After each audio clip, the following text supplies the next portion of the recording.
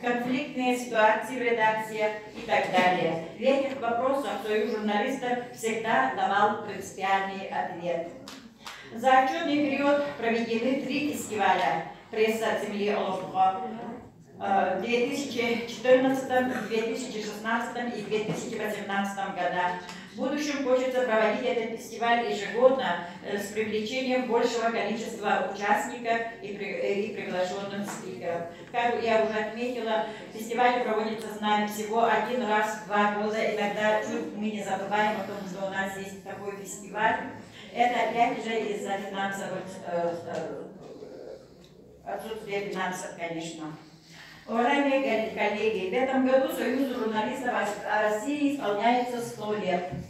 А нашему Союзу Республики Саха-Якутия в следующем году 60 лет.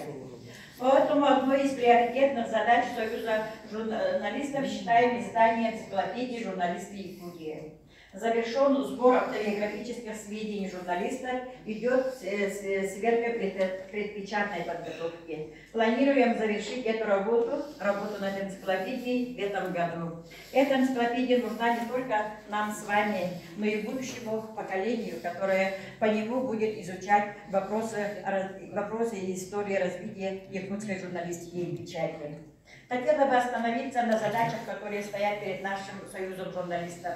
Во-первых, необходимо начать работу по подготовке к юбилею Союза. В марте 2019 года мы отметим 60-летие со дня образования нашей организации. До юбилейной даты остался всего 1 год. В связи с этим нам нужно принять план мероприятий, организовать интересные проекты, акции и завершить работу над восстановлением музея журналистики. Во-вторых, необходимо развивать систему социальной защиты работников средств массовой информации и печати и прежде всего содействовать повышению заработной платы работников редакции. Уважаемые делегаты, за 5 лет наш Союз провел достаточно большую работу. Есть еще планы на 5 лет. Как председатель я старалась оправдать ваше доверие. Сегодня с нашим Союзом считаются, знают, уважают не только в республике, но и в России, в Союзе журналистов России. Заканчивая свой отчетный доклад, желаю вам всем здоровья, творчества, успеха и, конечно, сегодня плодотворной работы. Спасибо за внимание.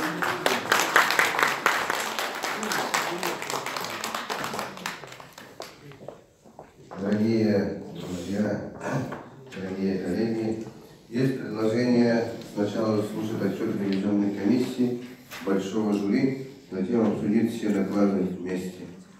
Ставлю на голосование, прошу, кто за это предложение, прошу проголосовать. Спасибо. Кто воздержался? Кто против? Принято единогласно. Тогда продолжаем работу конференции. Слово для отчета ревизионной комиссии Союза журналистов Республики Саха-Якутия предоставляется председателю ревизионной комиссии Александру Ивановичу Веревкину.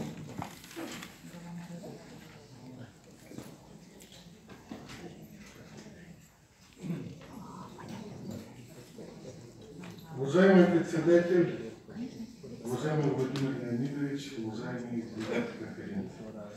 Ревизионная комиссия составила акт сверки расходования и поступления средств на счет региональной общественной организации «Союз журналистов Республики Саха-Якутия» за отчетный период с мая 2013 года по 12 марта 2018 года. Ревизионная комиссия представляет на ваше рассмотрение и утверждение отчет о хозяйственно-финансовой деятельности Союза журналистов Республики Саха-Якутия за отчетный период. Ревизионной комиссии установлено, что Союз журналистов Республики соблюдает установленный порядок приема, учета членов, хранения учетных карточек, составляет и своевременно предоставляет отчетность налоговые органы, Фонд социального страхования и Пенсионный фонд. Управление Министерства юстиции в 2016 году провела плановую проверку документации и не обнаружено нарушений. Офис Союза журналистов находится по адресу город Якутск, улица Орджоникидзе, 31, кабинет 115. На основании договора безвозмездного пользования с ГУП ПИСАС Лена. Союз оплачивает коммунальные эксплуатационные услуги за электричество и связь.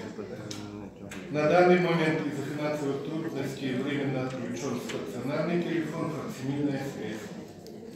Штатная численность Союза: один работник на постоянной основе, это председатель. 2013 года установлена твердая заработная плата 20 тысяч рублей, а с 2016 года приказом установлено 22 тысячи рублей. На балансе Союза журналистов Республики имеется один компьютер, один ноутбук, 2 принтера, из офисной мебели 2 стола, один двухдверный шкаф, 3 однодверных шкафа, 3 тумбы, 1 полка, одно кресло и 6 стульев. Финансовая деятельность Союза осуществляется по договору услуги аутсорсингом через ООО «Бисквит».